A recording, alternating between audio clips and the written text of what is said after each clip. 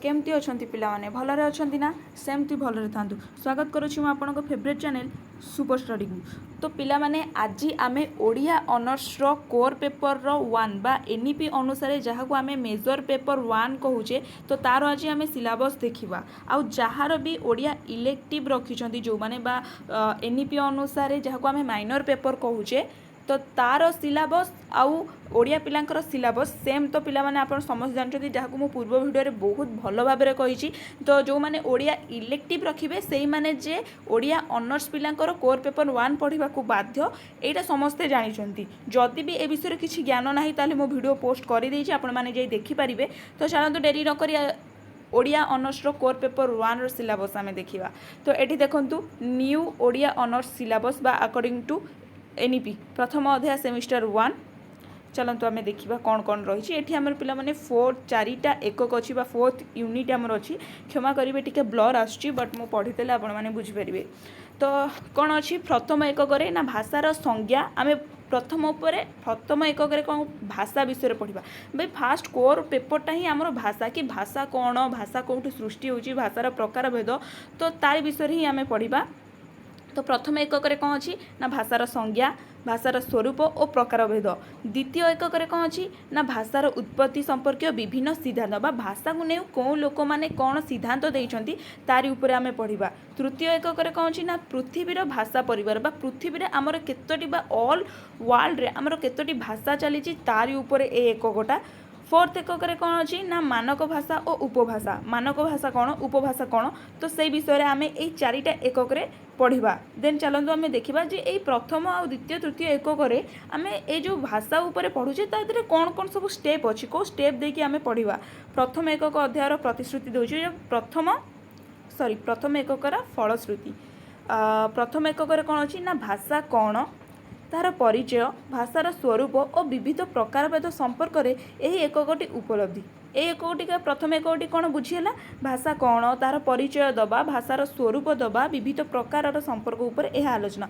द्वितीय एकक रे कौन अच्छी ये देखो द्वितीय ना भाषा उत्पत्ति विभिन्न सिद्धांत अच्छी आर भितर कौन जाऊँगी ना भाषा किपरि उत्पत्ति है से संपर्कर प्रचलित विभिन्न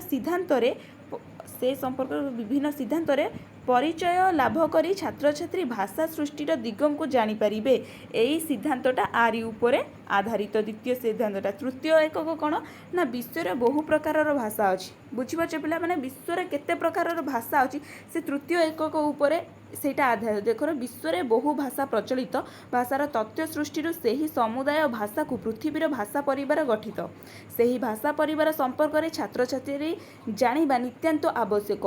एही एककटी सेही उद्देश्य को प्रतिफलन करि थाए। बुझी पाले पिला माने एथि 4 एककटा देइनी 4 एककटा कोन ना एथि माने 4 एककटा आमे बहुत सिंपल एनईपी अनुसार जोटा कि आमर बहुत छोटटाए अच्छी मानक भाषा कौन उपभाषा कौन मानक भाषार प्रकार भेद देछि आ उपभाषा देछि जोटा कि ए भाषार संज्ञा और स्वरूप रे जो बहुत सारा जिनस आमे आर धरु आमे पाई परिबा। तो आशा करुँच भिडियोटी आपण मान बहुत हेल्पफुल होइथिबो कारण देखंतु पिला माने एई जो आमे ओडिया ऑनर्सटा नहींचे तो यही ओडिया ऑनर्स आमे फास्ट कोर पेपर जहाँ को 1 कहवा सेटा केवल आमे भाषा ऊपर ही पढ़िबा कि भाषा कौन भाषार सृष्टि जहाँ भी हो भाषा ऊपर ही पढ़िबा। तो जो माने एटा को इलेक्टिव रखिचंती तो से माने भी या पढ़ा को बाध्य या पढ़िकी ही से माने सेमिस्टर इलेक्टिव बा माइनर पेपर देबे। तो या भल भाव में पढ़ा निहाती आवश्यक। आउ बाकी रहिला आर आमे क्लास केबेठारु करिबा बा आर आमे नोट कोठु पाइबा पिला माने सत कहूँ जदि तुम मैंने मते फॉलो करूछंती तार म यार टेक्निक करेकरी सब जिनस आपन को स्टेप बाय स्टेप बुझेछु। बहुत सारा मु देखंतु को यूट्यूब चैनल को कंपेयर करूनी मो सहित कारण बहुत से माने कौन एमबीडी आणुचंती एमबीडी रु देखई दउचंती पढ़ुचंती किछि किछिटा बुझेई दउचंती बट आपण जति मो सहित जड़ेकी रहउचंती मु आर कौन क्षीर नीर बाहर करी आपको पढ़ेवा कथा पढ़ेबी। तो व्यस्त हूँ जदि आपण मैंने मत फॉलो करी सब्सक्राइब करी रखिंट ठीक टाइम रे ठीक जिनस को मुझे प्रोवाइड करी।